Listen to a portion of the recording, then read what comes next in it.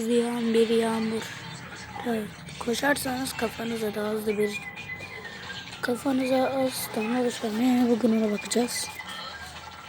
Şimdi hızlı yağan bir yağmurda hızlı koşarsanız kafanızda yavaş düşme ihtimali bilmiyorum, araştırmam lazım. Bunun hakkında yorumları yapacağız. Şimdi bakarsak en az 50 veya 55 derece yağmur yağıyor diyelim ki, örnek. Mesela koşuyoruz, az damla düşüyor gibi hissediyorsunuz. Tabii şemsiyeniz yoksa veya üstünüzde ceketiniz yoksa. Sizce? Ben 50 derece 55 derece yağmur hiç görmedim ama 100 derece gördüm.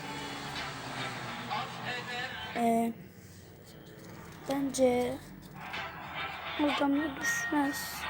Çünkü yürürken daha çok düştüğünü hissediyorsunuz. Ama aslında daha az düşer. Nasıl mı?